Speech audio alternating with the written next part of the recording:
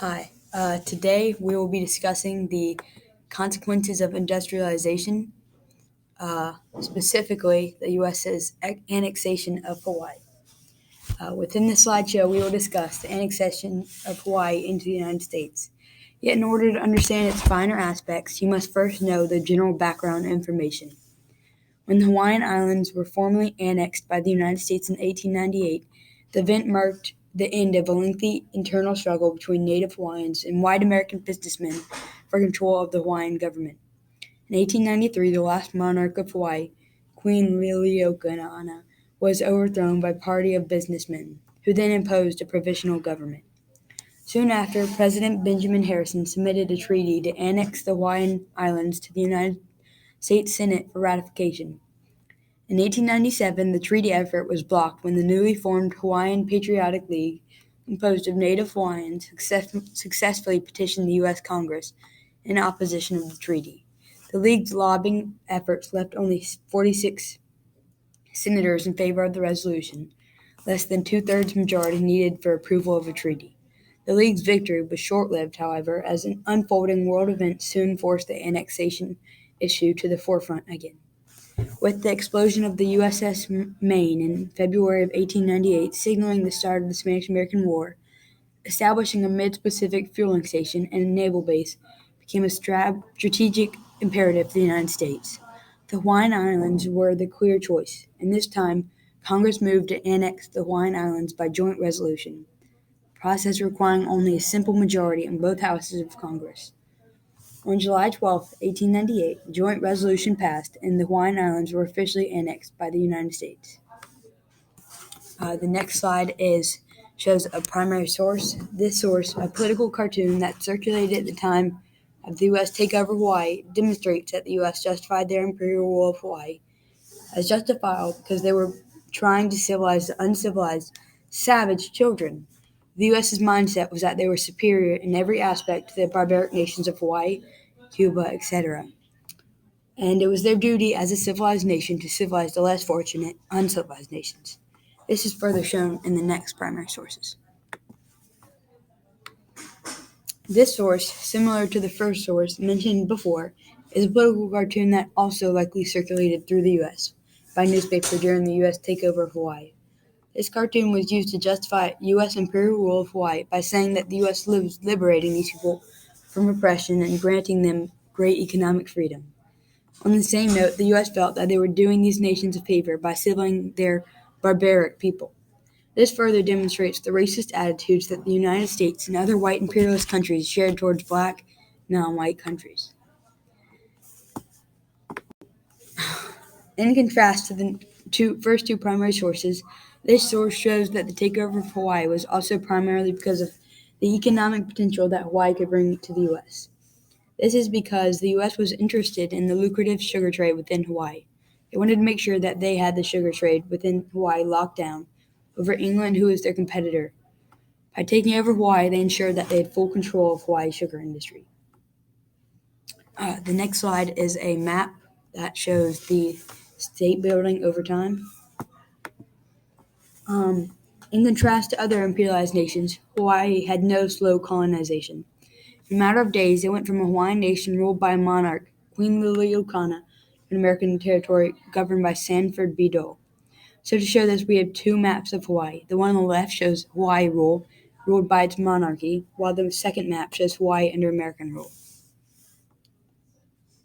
The next slide is 6.3, and these sources an excerpt from a Hawaiian petition to stop the annexation of Hawaii to the United States, and a drawing of a meeting in which native Hawaiians are arguing and protesting for freedom, show that there were protests and resistance to the conquering annexation of Hawaii by the United States.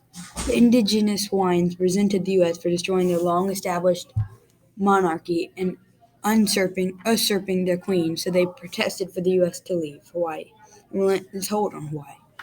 This is further shown in the actual petition created by the people of Hawaii. The overthrow of Liliuokalani and imposition of the Republic of Hawaii was against the will of the native Hawaiians. Native Hawaiians staged mass protest rallies and formed two gender-designated groups to protest the overthrow and prevent annexation. One was the Hui Hawaii Aloha Aina, loosely translated as the Hawaiian Patriotic League, and the other was its female counterpart, the Hui Hawaii Aloha Aina o na Wahine. On January 5th, 1895, the protest took the form of an armed attempt to derail the annexation, but the armed revolt was suppressed by forces of the Republic. The leaders of the revolt were imprisoned along with Queen Liliuokalani, who was jailed for failing to put down the revolt. Stanford B. Dole was one of the main supporters and pushes for Hawaii to be claimed by the United States. As seen in the letter, Dole was out for Hawaii mainly for the commercial interest and profits that could be made from the raw material of sugar, shown by the political cartoon. Through the acquisition of sugar, especially pineapples, Dole Company, as well as specifically Stanford B. Dole, was able to gain a lot of profits. The U.S. annexation of Hawaii allowed for Dole to create his plantation in Lanai, which created thousands of jobs for native people of the islands and provided a direct source of pineapple for the mainland U.S. He organized his systems of pineapple plantations in such a way that it encouraged economic growth for Hawaii. This was in addition to the sugar plantations that also existed in Hawaii and also contributed to the vast majority of jobs and wealth within Hawaii. The picture above, with the quote taken from a reliable secondary source, demonstrates the large impact that the organization of the pineapple trade, grown in Hawaii, transported to the U.S. and sold throughout the U.S., especially on the East Coast, generated a lot of revenue for Hawaii. In 1980, Hawaii supplied about one-tenth of the sugar in the U.S., but the industry saw a severe decline that began in the 1990s. This is because it became less expensive to grow sugar elsewhere. The last company that grew sugar in Hawaii ended operations in 2016. This industry and its organization allowed for Hawaiians' extensive growth in the sugar industry. This is shown in the two primary sources above. The picture on the right shows a man standing in front of thousands of acres of sugarcane in Hawaii, and the picture on the left shows a sugar plantation in Hawaii with a shipping port in the distance. During the late 19th and early 20th century, white plantation owners imported numerous workers from Asia. Initially, most of these workers were from China and Japan. The greatest numbers arrived in the mid 1800s to fill the labor needs of sugar plantations. After the U.S. Chinese Exclusion Act of 1882 shut off growers' access to Chinese workers, they turned to Japan. This was all due to the labor intensity of sugar because plantation owners needed more manpower than what was available in Hawaii. Chinese laborers were the first immigrant group to arrive in Hawaii to work on the plantations and numbered more than 50,000 between 1852 and 1887. Many also arrived to work on rice plantations throughout the islands, which replaced the kalo or taro as a mass farmed crop at the time.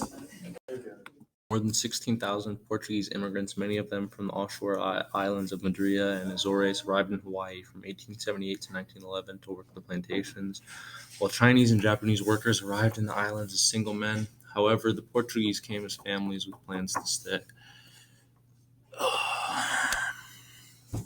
The fact that countries from all over the world, from Europe to Asia, were sending people to Hawaii to work on the plantations shows just how important the resources were and how influential Hawaii is and was to the rest of the world, and how influential it was to the migration patterns of people everywhere.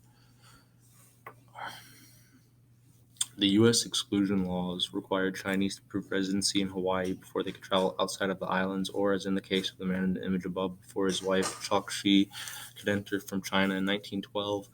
The Chinese Exclusion Act of 1882 was the first significant law restricting immigration into the United States. Many Americans on the West Coast attributed declining wages and economic ills to Chinese workers, although the Chinese composed only 0.002% of the nation's population. Congress passed the Exclusion Act to placate worker demands and assuage prevalent concerns about maintaining white racial purity.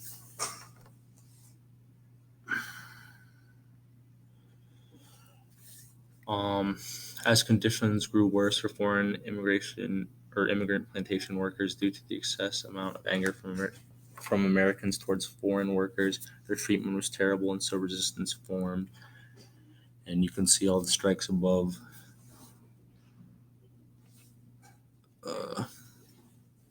Uh, in this source, we are shown that as a result of the U.S. expanding their territories overseas, many people from Japan, the Philippines, and other island nations began migrating quickly to Hawaii as they saw an opportunity for good and high paying jobs now that Hawaii was a U.S. territory.